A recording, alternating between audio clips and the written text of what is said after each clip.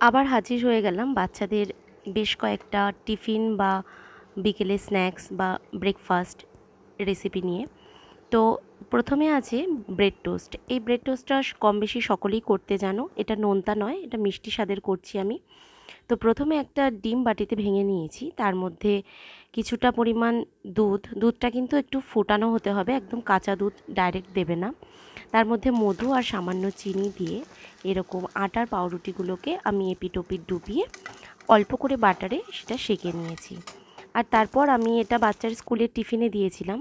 ভেবেছিলাম প্রথমে সাইডে কোনো ফল দেবো, বাট এগুলো একটুখানি পরিমাণে বেশি হয়ে গেছিলো সেদিন, তো শুধুমাত্র এই ব্রেড টোস্টই দিয়েছি। এরপর দ্বিতীয় রান্নায় চলে এলাম, সেটা হলো চিড়ের মিষ্টি পোলাও। তো নোনতা পোলাও তো সবাই খেয়েছো চিড়ে দিয়ে, এটা একটু মিষ্টি স্বাদের বানাচ্ছি, আশা করি এটাও অনেকে পারো। যাই হোক, একটু মোটা দানার চিড়েগুলো নিয়েছি, সেটাই তোমাদেরকে দেখিয়ে দিলাম। তারপরে সেটাকে ভালো করে কয়েকবার ধুয়ে নিয়ে জলটা ঝরিয়ে রাখতে হবে। আমি কড়াইতে খুব সামান্য পরিমাণ তেল দিয়েছি, দেখতে পাচ্ছ, সরি ঘি দিয়েছিলাম সেদিন। তারপরে কাজু কিশমিশটা একটু ভেজে তুলে রেখে সেই অল্প ঘিয়ের মধ্যে আমি কয়েক দানা চিনি দিয়েছি। চিনিটা অ্যাভয়েড করতে চাইলে অবশ্যই গুড়, মধু এগুলো তোমরা অ্যাড করতে পারো। আর চিনিটা প্রথমে না দিয়ে তোমরা মাঝখানেও দিতে পারো। আর একটা এলাচ দিয়েছিলাম ফোড়নে। তারপর চিড়েটা দিয়ে ভাজা ড্রাই ফ্রুটসগুলো দিয়ে একটু ভালো করে নেড়ে নিলেই তোমাদের এটা রেডি হয়ে যাবে। টিফিনে, বিকেলে, স্ন্যাক্সে যে কোনো সময় দিতে পারো। আমি এটা বিকেলবেলা দিয়েছিলাম ছেলেকে। ছেলে তো ভীষণ পছন্দ করেছে, আর এত দুর্দান্ত খেতে হয় যে আমিও ওর খাবারে ভাগ বসিয়েছিলাম। তো এটা তোমরা ঘরে একবার বানিয়ে দেখতেই পারো বাচ্চাদের জন্য। যে সব বাচ্চারা মিষ্টি ভালোবাসে তারা এটা নিশ্চয়ই পছন্দ করবে। তৃতীয় রান্নাটা হচ্ছে পাস্তা। তো আগে একটা পাস্তার রেসিপি তোমাদের সাথে আমি শেয়ার করেছি, সেটা অনেক রকম ভেজিটেবলস দিয়ে, পেঁয়াজ দিয়ে। আর আজকেরটা সম্পূর্ণ নিরামিষ। তো প্রথমে এখানে আমি এই ম্যাকারনিগুলো নিয়েছি, ম্যাকারনি পাস্তাগুলো ভালো করে বয়েল করে নিয়েছি, একটু নরম করে, কারণ পাস্তা রান্না করার পর একটুখানি কিন্তু হার্ড হয়ে যায়। যাই হোক, তারপর সামান্য তেলে গ্রেট করা গাজর দিয়ে, শুধু গাজরটাই আমি এখানে অ্যাড করব, আর নুন, হলুদ, ব্যাস, আর কিচ্ছু দেবো না। তারপর গাজরটা একটুখানি নেড়ে চেড়ে তারপর আমি পাস্তাটা দিয়ে দেবো, আর সঙ্গে অবশ্যই বললাম নুন হলুদটা দেবো।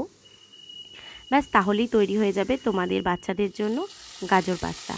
এটা একবার ট্রাই করে দেখো, বাচ্চারা আশা করি পছন্দ করবে।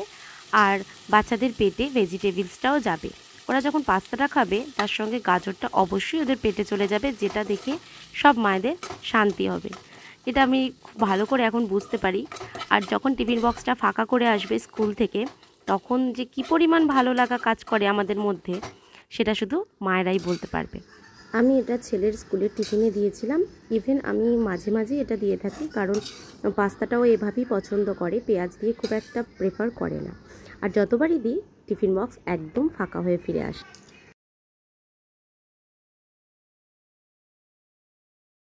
আচ্ছা, তো আজকের চতুর্থ রান্না হলো আটার চিলা। তো প্রথমে আমি এখানে আটা নিয়ে নিয়েছি বাটিতে কিছুটা পরিমাণ। তারপরে দিয়েছি এতে পেঁয়াজ কুচি, সামান্য পরিমাণ হলুদ, নুন, আর প্রয়োজন মতো জল দিয়ে একটা থিক ব্যাটার আমি এখানে গুলে নিয়েছি। ব্যাটারটা কিন্তু একটু থিক হতে হবে, একদম পাতলা হলে ভালো লাগবে না এটা খেতে। তারপর স্প্রেড করে নিয়েছি কড়াইয়ের মধ্যে। তার আগে অবশ্যই তেল, বাটার, ঘি যেটা ইচ্ছা তোমাদের ইউজ করতে পারো। তারপর দেখতে পাচ্ছ কি সুন্দরভাবে লাল লাল করে আমি একটু ভেজে নিয়েছি, দারুণ কালারটা এসেছিলো, আর একদম সফট হয়েছিল এটা ভাজাটা।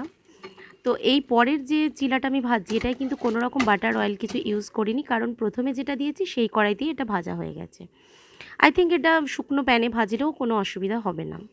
বাচ্চাদের জন্য খাবার যত অয়েল ফ্রি রাখা যায় ততই ভালো। আর ভীষণ টেস্টি হয়েছিল, অবশ্যই একবার ট্রাই করে দেখতে পারো এটা।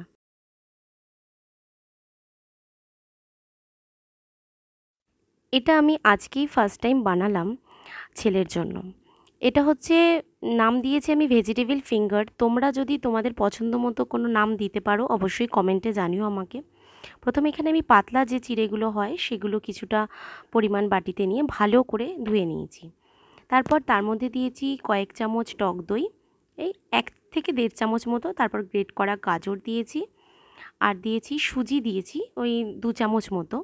তারপর নুন, হলুদ দিয়ে সেটাকে আমি ফিঙ্গারে শেপে তৈরি করে নিয়েছি। তোমরা চাইলে যে কোনো শেপ এখানে দিতে পারো তোমাদের পছন্দ মতো বা তোমাদের বাচ্চাদের ইচ্ছে মতো। আমার ছেলের এটাই মানে দিয়েছিলাম বলে টিফিনটা শেষ করে এসছে সেদিন, কি ভাগ্য।